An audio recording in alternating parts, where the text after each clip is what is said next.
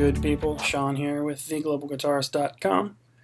Today I wanted to go over some parallel compression, and I'm going to focus on working with some drum tracks here, but parallel compression can be used on just about anything, and I believe they also call it New York style compression, but I shall refer to it as parallel. So basically the concept is, here's all my drum tracks right here, and I've got them all bussed to this drum bus, okay? And then from there it's going out to the master fader.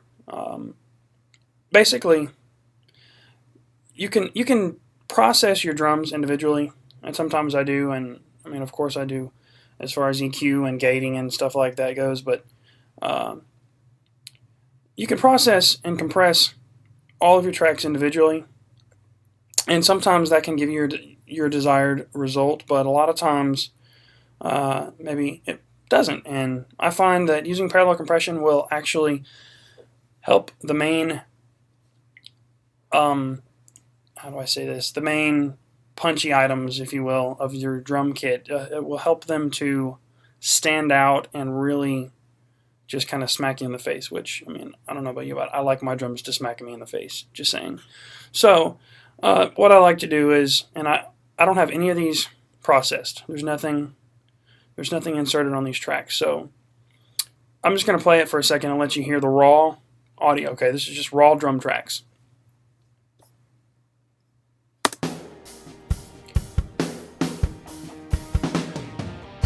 And there's a backing track in there. This is a song that I tracked some drums for a friend.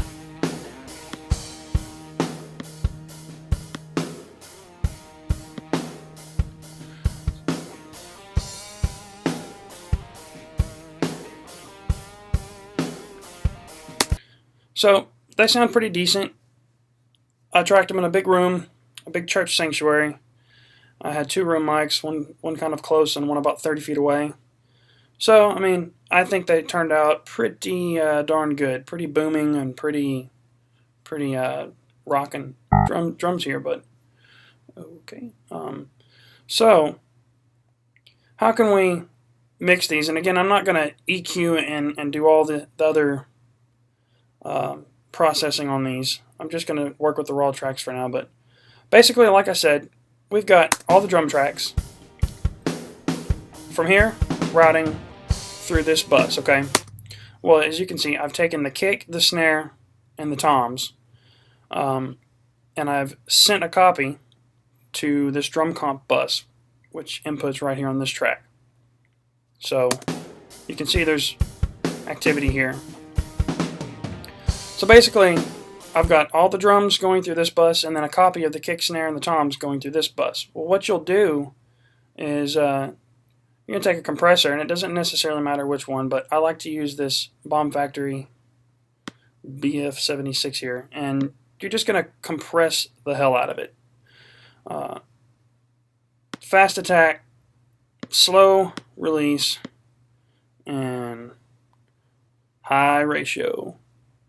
So let's hear that and see what it sounds like. And the point to this is not to get a usable sound. It's not going to sound usable at all. It's going to sound crappy, but you'll see what I'm talking about.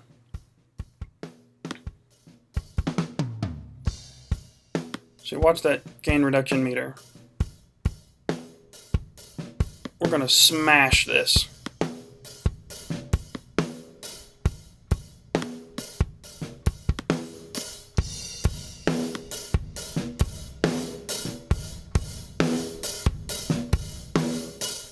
Careful, you don't want to clip.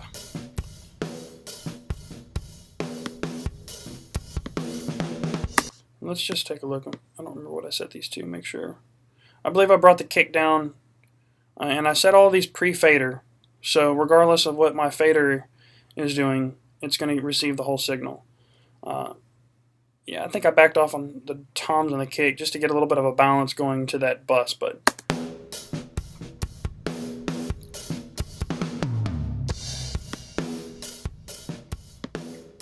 definitely don't want to clip, so just be mindful of that. So that sounds terrible by itself, but the concept is to blend that in with your original unprocessed or uncompressed. Typically you won't compress these, and what this does, it allows you to get the natural attack and resonance out of these raw drum tracks, but then you slowly bring up this really, really compressed track into the mix, and just basically lets them smack you in the face. So check this out and tell me what you think. That's raw. I'm going to bring it up in this mix.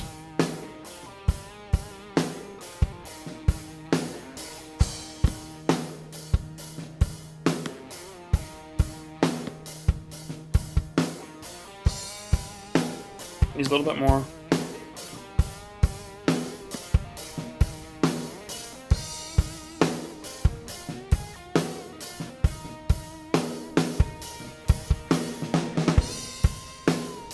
Mute it and always use your ears and just play with the balance.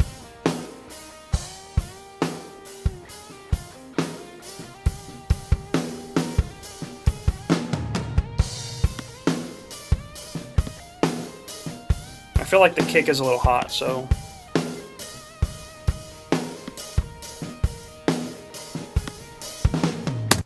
let's just start that over.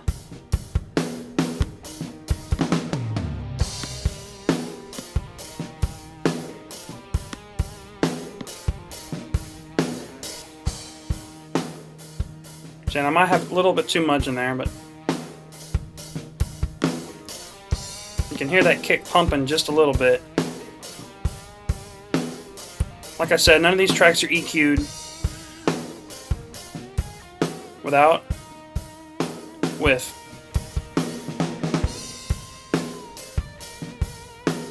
Without.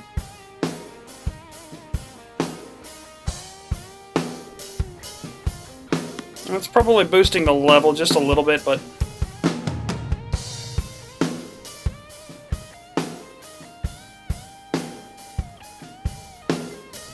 just adds a little bit of life and punch into those drums. Let's come over here.